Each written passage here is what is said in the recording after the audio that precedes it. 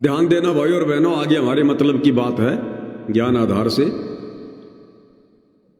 धर्मदास जी के आगे से परमात्मा जी अंतर ध्यान हो गए। धर्मदास बड़ा चिंतित हो गया कि उस जिंदा बाबा से वो ज्ञान सुनने के बाद ये रामकृष्ण की भक्ति करने का तो मन कर नहीं रहा। सुबह उठा, आरती करने का भी जी नहीं किया। सोचा पहले खाना बना लो। धर्मदास जी मुंह अंधेरे और खाना बनाने लगे। तो एक ऐसी लकड़ी थी जिसके अंदर बहुत सारी चींटियां थी, लाखों की संख्या में। वो धर्मदास जी को दिखाई नहीं दी और धर्मदास जी ने आग लगा के रोटी बनानी शुरू कर दी। धर्मदास जी खाना बना रहे थे, थोड़ा थोड़ा सा उजाला होने लगा।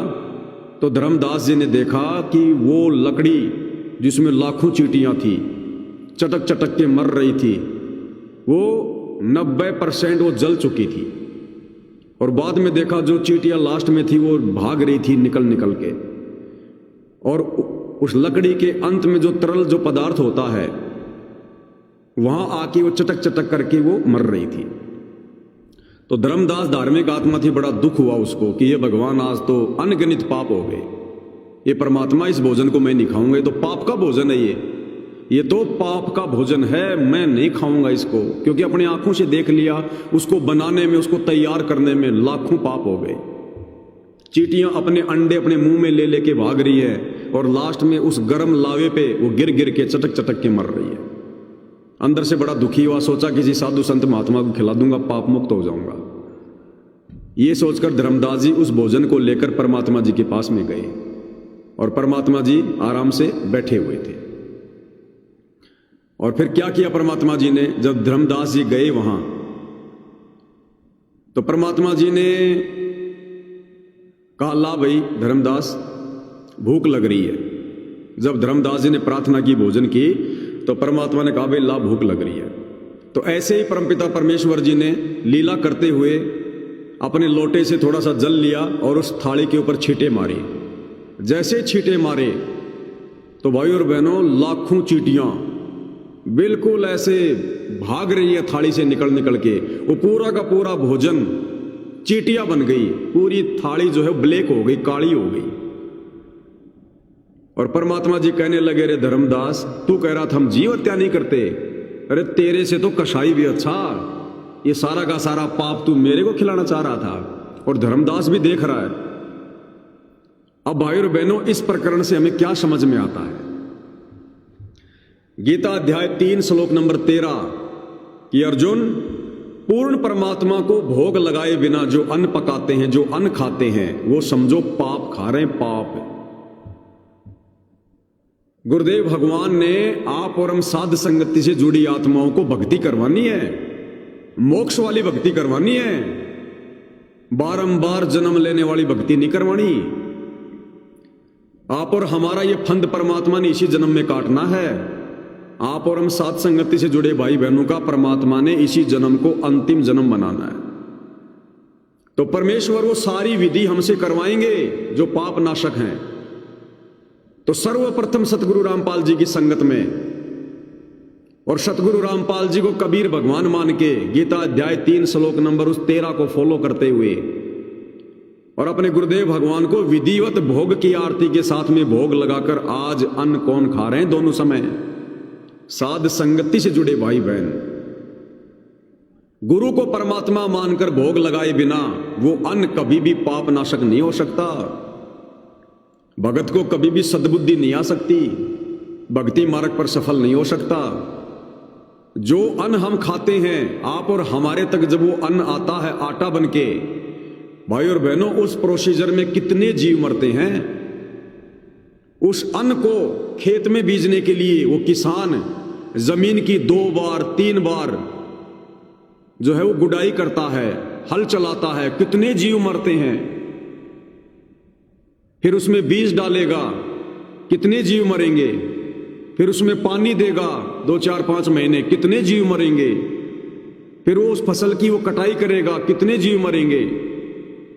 निकाल कर उसको थ्रेसर में से अपने घर पर लाएगा, कितने जीव मरेंगे। फिर वो मंडियों में जाएगा, बैलगाड़ी से जाएगा, ट्रैक्टर से जाएगा, कितने जीवों की हत्या होगी। फिर मंडी से कोई सेठ लेके आएगा, कोई दुकानदार लेके आएगा, कितने जीव हत्या होगी। फिर उस गेहूं को वो दुकानदार वो चक्की में पीसेगा, कितने जीव मरेंगे। फिर उसको दुकान तक हम जाएंगे उसको लेने के लिए, कितने जीव मरेंगे। फिर हम उस भोजन को अपने गैस पर, अपने चूल्हे पर हम पकाएंगे, कोई जो है लकड़ी से, कोई गैस से, कितने जीव मरेंगे। फिर हम उसको खाएंगे, खाते समय भी कितने जीव मरेंगे। वो पाप का अन्न है, पाप का अन्न। जिस व्यक्ति ने उस अन्न को पैदा किया है वो नशेड़ी भी है, वो मांसाहारी भी है, वो 2 नंबर का काम भी करता होगा। उसके मन में क्या क्या घटिया विचार चल रहे होंगे, वो सब उस अन्न के अंदर शामिल है। जैसा खाओगे अन्न वैसा होगा मन।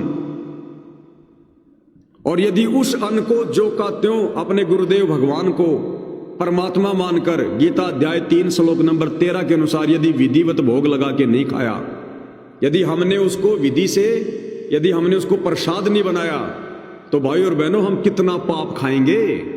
तो हमें सद्बुद्धि कहां से आएगी, हमारी भक्ति सफल कैसे होगी।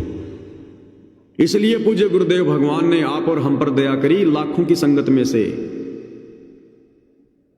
आप और हम विधिवत भोग लगा रहे हैं, विधिवत। हर संडे को 42 मिनट की भोग की आरती के साथ, जो बड़ी भोग की आरती है, और बाकी 6 दिन छोटी भोग की आरती के साथ, विधिवत। और विधि क्या है? सबसे पहले अपने गुरु जी को ही परमपिता परमात्मा के रूप में हृदय से स्वीकार करना कि मेरे गुरु जी के अलावा और कोई कबीर नहीं, कोई भगवान नहीं। अपने घर से सभी फोटोओं को बाहर निकाल देना। दाढ़ी मूछ वाली नकली कबीर की फोटो, गरीबदास जी की, दादा गुरु जी की, सबकी फोटो बाहर निकाल दो। केवल दरबार में अपने गुरुदेव भगवान की फोटो सिंगल। और साध संगति से जुड़ना अनिवार्य है। साध संगति से जुड़े बिना आप चाहे कितना ही कुछ कर लेना, आपको वो फल नहीं मिलेगा। फिर हमने घर घर में गुरुदेव भगवान के आसन लगा रखे हैं। जिसके घर में विरोध नहीं है उन्होंने बेड लगा रखे हैं, नहीं है उसने अपने कोई अलमारी में कहीं भी परमात्मा का दरबार लगा रखा है।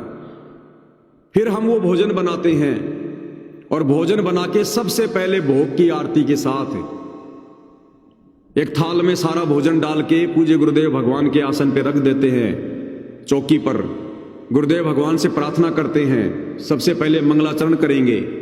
मंगलाचरण के बाद गुरुदेव भगवान से अर्ज करेंगे, हे परमपिता परमात्मा, सारी सृष्टि के रचनहार, कुल मालिक, कबीर परमेश्वर सतगुरु रामपाल जी भगवान, आप जी का भोग प्रसाद तैयार है। आप अपनी पवित्र रचना से इसे पवित्र करने की कृपा करें। हे परमेश्वर, भोग प्रसाद बनाते समय, लगाते समय या भोग की आरती करते समय हम तुच्छ बुद्धि जीवों से यदि कोई त्रुटि रहे, हमें तुच्छ जानकर अक्षमा करें परवरदिगार। ये प्रार्थना करके फिर हम गुरुदेव भगवान का शब्द गाएंगे पूरा। आज लग्या साहिब को भोग दीन के टुकड़े पानी का, कोई जग्या पुरबला भाग सफल हुआ दिन जिंदगानी का। ये पूरा शब्द गाएंगे। उसके बाद यदि भाई बहनों के पास में समय है तो फिर हम गुरुदेव भगवान की वो आरती वाला शब्द गाएंगे, हम विनती करते जी गुरु जी थारे आगे, साहिब थारे आगे। उसके बाद हम गुरुदेव भगवान के हाथ धुलवाएंगे। उसके बाद मालिक से प्रार्थना करके हम उस भोजन को वहां से उठाएंगे, और फिर उस भोजन को बाकी भोजन में हम मिलाएंगे। उसके बाद फिर वो भोजन खाएंगे हम। ये है विधि वास्तव में गुरु को भोग लगाकर खाने की, भोजन को प्रसाद बनाने की। और ये विधि गुरुदेव ने हमें नित्य नियम की पुस्तक में लिख कर दे रखी है। नित्य नियम में जितनी भी आरतियां हैं हम भक्तों के लिए है, और हम सब कर रहे हैं, केवल एक भोग की आरती को छोड़ के।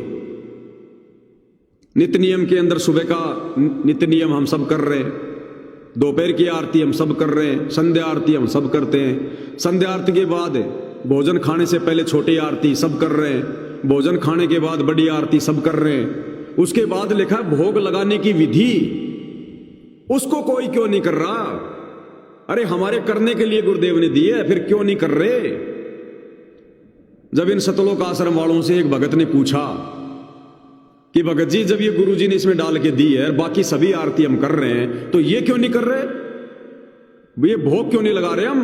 आज लग्या साहिब को भोग दीन के टुकड़े पानी का, मुंह को कहां ढूंढे रे बंदे मैं तो तेरे पास में। हम इस प्रकार से गुरु को भोग लगा के भोजन क्यों नहीं खा रहे? तो कोऑर्डिनेटर क्या बोला पता है? थोड़ी देर तो उसने विचार किया, फिर बोला भाई मैं ऊपर से पूछ के बताऊंगा। बोला ऊपर वालों को पूछ के बताऊंगा मैं, समझ में तो मेरे भी नहीं आ रही है बात। अरे जब सारी आरती गुरुदेव ने हम भक्तों को एक करने के लिए दी है, ऐसा तो है ही नहीं, ऐसा किसी समागम में किसी सत्संग में अगर है तो बता दो। जो नाम दीक्षा के समय गुरुदेव हमें 3 समय की आरती करने वाली जो पुस्तक देते हैं और जिसमें भोग लगाने की विधि लिखी हुई है, गुरुजी ने कभी कहा हो कि बच्चों इसमें बीच में एक भोग लगाने की विधि लिखी हुई है, बच्चों वो तुमने नहीं करनी है? कहा किसी में? हमेशा ये कहा कि बच्चों ये पुस्तक है, इसमें आरती है, ये आप लोगों के करने के लिए है। उसके ऊपर ही ऊपर लिखा हुआ है नित्य नियम पाठ, रोज करने के लिए। तो रोज अगर भोजन खाएंगे तो रोज गुरुदेव को भोग भी लगाएंगे। तो ये है विधि, वो विधि नहीं है। थाली में रोटियां डाल ली, एक टुकड़े को सब्जी में डाल लिया, साइड में रख दिया, अन्नदेव की छोटी आरती कर दी, गरीब सुख देना दुख मेटना ताजा राखे तन, ये नहीं चलेगा। ये उस समय तक था जब तक हमारे को ये पता नहीं था कि हमारे गुरुजी परमात्मा है। जब तक हम उस दाढ़ी मूछ वाली कबीर की नकली फोटो को भगवान मान रहे थे, तब तक वो अन्नदेव की आरती है, वो परमात्मा की आरती नहीं है, वो भोग की आरती नहीं है।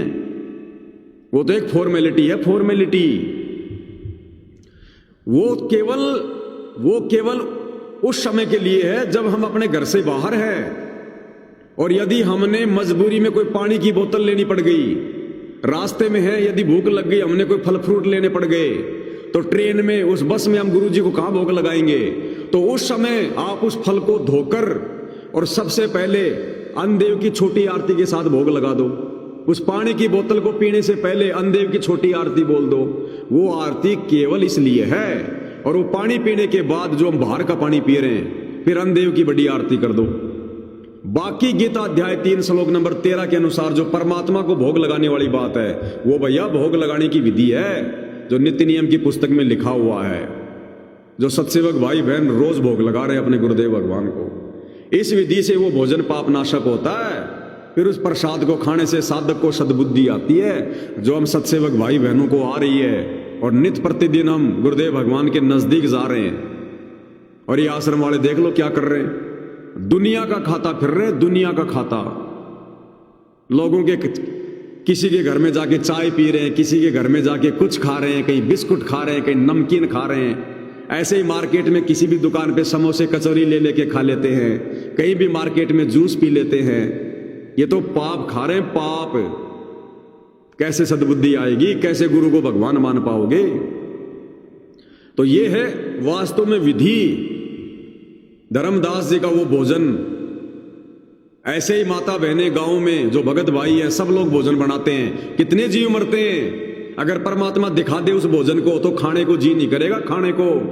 इतने पाप है उस भोजन में, और वो हम गुरु जी को बिना भोग लगाए खा रहे हैं, अपने गुरु को मानुष मान रहे हैं। वो कभी भी पाप नाशक नहीं होता। ऐसे उसकी विधि है, उसका फॉर्मूला है जो साध संगति में है। सुगना बहन कह रही है मिठाई बनाने नहीं आती, इसलिए कभी कभार बाहर से मंगाकर खा सकते हैं या नहीं खा सकते? बिल्कुल नहीं खा सकते भाई, 1% भी नहीं खा सकते। मिठाई खाना कोई जरूरी नहीं है कि बाहर से मिठाई मंगाकर नहीं खाएंगे तो हमारी कोई इच्छा कोई अधूरी रह जाएगी। नहीं, कोई जरूरी नहीं है। अगर घर पर बना सको तो खाओ भैया। अब बाहर से मिठाई बनवाओगे, वही बात है, उस व्यक्ति के विचार, उसके घर में क्या समस्या है, क्या प्रॉब्लम है, क्या सोच रहा है। वो व्यक्ति बीड़ी पीते पीते, हलवाई लोग ज्यादातर बीड़ी पीते पीते या शराब पी के सारा सब कुछ काम करते हैं। वो गंद खाएंगे क्या हम? वो नहीं खाएंगे हम। उस बाहर वाली मिठाई को यदि तुम घर पर लाकर गुरु जी को भोग लगाकर खाओगे तो भी वो प्रसाद नहीं बनेगी, तो भी नहीं बनेगी वो प्रसाद। ऐसे फिर घर पर फिर कौन बना बना के खाएगा? सब फिर ऐसे बाहर से ला ला के खा खा के गुरु जी को भोग लगा लगा के कर लेंगे। ऐसे तो फिर बाहर से फिर शराब की बोतल ले आओ, घर पे लाके गुरु जी को भोग लगा दो, प्रसाद बन जाएगा, पी लो उसको। ये बात नहीं बनेगी भाई और बहनों। ऐसे पानी भी अपने घर का पियो जितना हो सके उतना। इस समय इस धरती पर जो पाप जो बढ़ा हुआ है, इस धरती पर जो पाप बढ़ा हुआ ना, बचने के लिए सुबह गुरुदेव भगवान का चरणामृत बनाओ, शाम को गुरुदेव भगवान का चरणामृत बनाओ, ज्यादा बना लो, एक बोतल में डाल के रख लो, एक्स्ट्रा रख लो किसी मटके में डाल के, वही पानी पियो। बाहर जाओ तो उसी से अपनी बोतल भर के लेके जाओ। इमरजेंसी में यदि पानी की कमी पड़ जाए, बाहर से लेना पड़ जाए बोतल वगैरह, और बाहर हमने किसी प्याऊ पे, किसी प्याऊ के मटके से या किसी दुकान के किसी जो है मटके से पानी नहीं पीना हमने। दुनिया भर के लोग हाथ लगाते हैं, कोई बीड़ी पीने वाला, कोई क्या कर रहा है, कोई बाथरूम करके आया हाथ नहीं धोया, वो भी उसी गिलास से उसी मटके में पानी पी रहा है। ये थड़ी ठेलों पर हमने पानी नहीं पीना इस प्रकार से बिल्कुल भी। अब मार्केट से फल फ्रूट लेने जाते हैं, कई क्या कहेंगे, भाई साहब खा के देखो बड़ा अच्छा है, चेक करो। हमने नहीं खाना बिल्कुल भी, नहीं नहीं भाई हम नहीं खा रहे। अरे भाई साहब खा लो, आपको आपसे कोई पैसे थोड़ी ले रहे। अरे भैया हम अपने घर पर ले जाके धो मांज के पहले अपने भगवान को भोग लगा के फिर खाते हैं। हमने टेस्ट भी नहीं करना, ऐसे ध्यान रख लेना, बिना गुरु को भोग लगाए बिना। इतनी सावधानी बरतनी पड़ेगी, तब जाकर हम इस काल के जाल से बचेंगे। नहीं तो धर्मदास की थाली में क्या था, परमात्मा ने क्या दिखाया, चीटियां ही चीटियां, पाप ही पाप। तो भाई और बहनों तब जाकर सद्बुद्धि आ रही आज आप और हमें, इतनी सावधानी हम बरत रहे हैं तब। इन आश्रम वालों की तरह नहीं। ये गांव में मोटर पाइप बांटने जाया करते थे। हरियाणा का स्टेट कोऑर्डिनेटर अमन गोदारा क्या बोला, हम तो उन गांवों में उनकी चाय भी पीते हैं, उनके लड्डू भी खाते हैं, उनकी नमकीन भी खाते हैं, उनके बिस्कुट भी खाते हैं। हमारे गुरुजी ने मना थोड़ी किया है। अरे गुरुजी ने तो ऐसा ऐसा मना कर रखा है कि किसी भी अनुपदेशी व्यक्ति का पानी भी पी लिया तो 3 लोक का पाप चढ़ेगा, 3 लोक का पाप। हमारे गुरुजी ने कब कह रखा है। तुम गुरुजी के सुनते कहाँ हो, तुम गुरुदेव के सत्संग सुनते कहो जो तुम्हारी बुद्धि में ये बात आए। तो भाई और बहनों बहुत सावधानी बरतनी हमने, बहुत सावधानी।